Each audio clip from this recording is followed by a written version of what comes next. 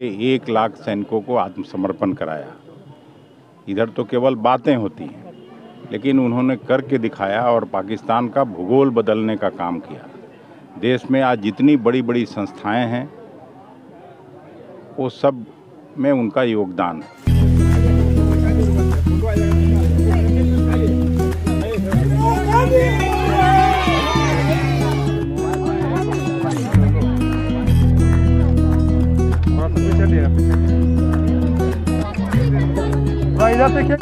देखिए, इंदिरा गांधी जी को इस देश में स्वतंत्रता आंदोलन से लेकर देश के निर्माण में उनकी महती भूमिका रही है। और आज प्रधानमंत्री जी 56 इंच सीना का बात करते हैं, लेकिन इंदिरा गांधी देश में ऐसी प्रधानमंत्री बनी जिन्होंने पाकिस्तान के 1 लाख सैनिकों को आत्मसमर्पण कराया। इधर तो केवल बातें होती हैं, लेकिन उन्होंने करके दिखाया और पाकिस्तान का भूगोल बदलने का काम किया।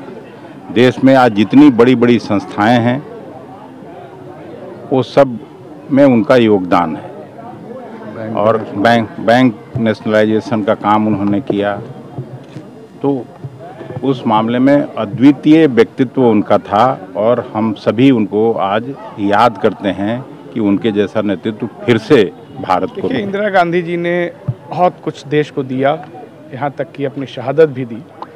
उनके बहुत सारे ऐसे काम थे जिसको बीजेपी पचा नहीं पाई, जिसमें से एक है संविधान का 42वां संशोधन, जिसके बाद उन्होंने संविधान के प्रस्तावना में समाजवाद और सेकुलर शब्द जोड़ा था।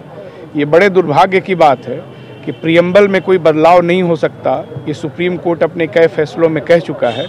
बावजूद उसके सेकुलर और समाजवाद शब्द को संविधान से निकालने के लिए भारतीय जनता पार्टी के सांसद राज्यसभा में प्राइवेट मेंबर बिल लाते हैं।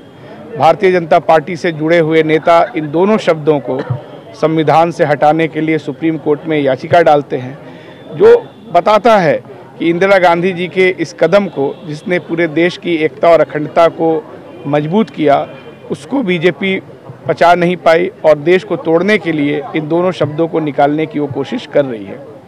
इंदिरा गांधी जी ने जो शहादत दी, उन मूल्यों को लेकर के देश की एकता और अखंडता को मजबूत करने के लिए ही हमारे नेता राहुल गांधी जी ने दो बार इस देश की पदयात्रा की और ये संकल्प दोहराया है कि इंदिरा गांधी जी ने जो भी देश की एकता अखंडता के लिए किया है, उसको बचाने के लिए कांग्रेस पार्टी पूरी लड़ाई लड़ती रहेगी।